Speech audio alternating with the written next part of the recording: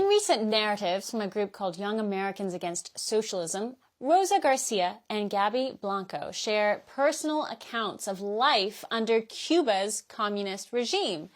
Garcia recounts the rapid erosion of freedoms following Castro's rise, highlighting the confiscation of property and suppression of religion. Blanco describes her family's hardships, including the seizure of their businesses and forced participation in anti-American demonstrations. Both of these stories underscoring the oppressive nature of socialism in Cuba. Conversely, Liberation News advocates for socialism as a solution to the climate crisis, criticizing capitalism's role in environmental degradation. They argue that a mass movement is necessary to counteract policies that harm the planet and vulnerable communities. And they're trying to stoke up the young people. And as always, there's always an audience somewhere in America for socialism. Joining us now, Sunny Kutcher, Executive Director of Young Americans Against Socialism. Sunny, it's so good to have you on. Thank you for joining us. Thank you so much. The pleasure is mine. It's an honor.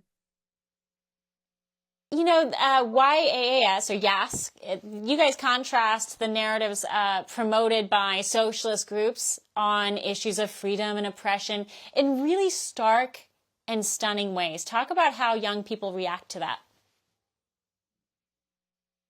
The main thing about the socialist movement and the radical left is that they sell and package the lies of socialism and the propaganda so well.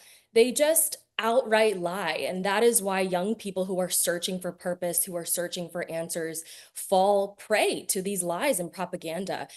When we put out these stories of individuals who have lived under totalitarian regimes like the Castro regime in Cuba, they are moved because they see how people are actually affected, how their lives are affected in an everyday way.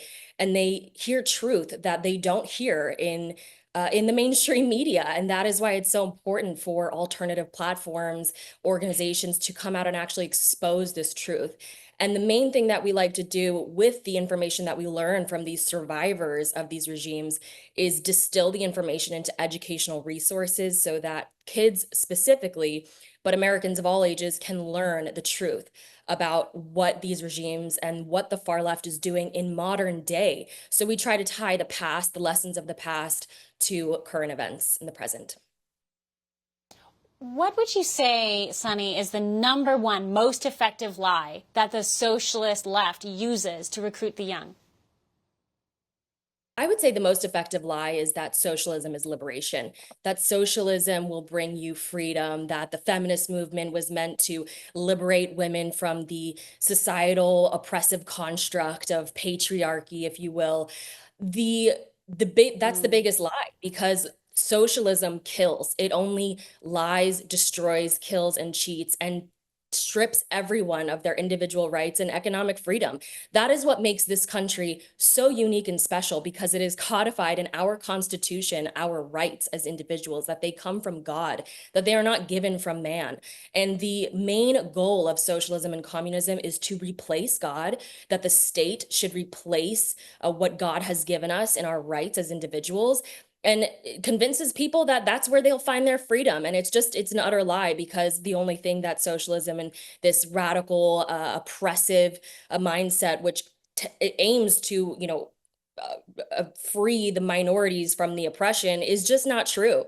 I think once young people see that real freedom lies in going within and understanding that we have rights from God, that is when people are actually freed and they see the lies that communism puts out into the world.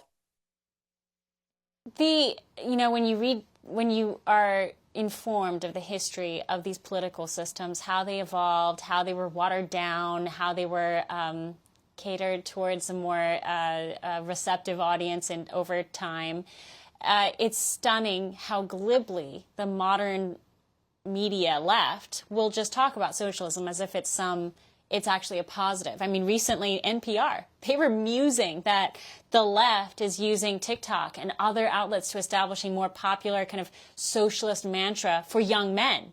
And when they were talking about this, they were saying, this is a counterbalance against the movement of young men who are drifting right that we saw in this last election cycle. NPR seemed oh so hopeful that this was going to be a very effective strategy. Well, they will do anything they can to get the young people. The most important, that's why this moment in time in history is so important for us, because freedom is on the rise, is in trend right now. But that is when the left is truly successful, because they love to be the underdog. They love to present their mission, their lies as the torch that will take people to what they really want, which is, liberation, as we mentioned earlier. But I think, what we have to really focus on is the fact that our young kids specifically have suffered so greatly through the education system. The education system has completely failed our children. 77% of middle schoolers are not proficient in civics. Our educational institutions have been infiltrated by the poison of radical Marxism. And that's because Marxists and communists need to separate the family unit. They need to separate children from their parents, not only in physically, not only through gender, surgery and all of the transitioning that's taking place, which is just utter child abuse, but in their ideals and their values. Because once a child turns away from the traditional, so to speak, ideals of what their parents, grew up in, that is when they are Right. completely bought into the lies of the left. Well, they have to separate. I mean, this is a common mantra of Marxism, communism, socialism, all the isms. They have to split the family unit in order to provide that reliance on the system that they build. And so they, with their God complexes, think that the system they build will provide this amazing utopia. But where I'm seeing this disturbing trend is this targeting of young men. I don't know. I don't quite see the logic of this, but it just seems like there is kind of this underlying realization by the left and maybe even these socialist groups that they're in trouble when it comes to young men. Maybe not so much young women, but young men. And so they're targeting young men, trying to make socialism cool. How do you respond to that? I would say that's a very valid point. I would say that, men are the backbone of our society. Men have created the massive skyrise buildings in all of our huge cities. They are the ones that have the pressure of society on their back to be strong, to lead, to fight against tyranny, to fight against people who are oppressive, and to fight against radical ideologies. And we've seen the feminization of men. We've seen the destruction of, the toxic masculinity movement that seeks to destroy the strength of men. And I think that it's probably smart And for them yet, to be. Sunny, and yet, Yeah. no, you raise an amazing point, because what's so ironic is that the followers of socialism tend to be fairly beta male type energy, to use the younger people's parlance. But the leaders of these socialist movements, look at Cuba, look at the current president of Cuba. Look at the former presidents of Cuba. I think we've only had, 17 presidents in Cuba altogether in its current history so far. And when you look at the presidents who were in place and the ones who were leaning heavy into the socialist mantra, they were pretty heavy-fisted, hard men. These were not beta males. What's that dynamic? What's going on there historically? Well, I think in order for a regime to put full control on their population, they need force. That is the only way that socialism and a communist regime is successful, is by force. And so the people at the top, of course, will use force any way they can. But then, of course, the weapons are taken away. And then you have men who are just completely stripped of their masculinity and their strength. And in Cuba, all they have left is pots and pans.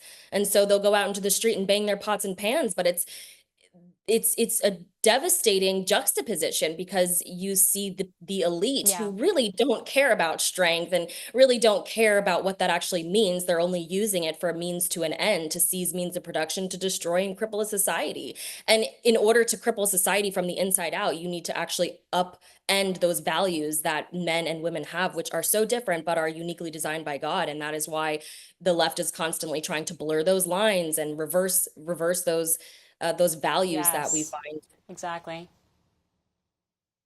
So they will force you to be liberated. Is that the message? Sounds Well, like and that's it. that's the crazy, They've got an uphill battle.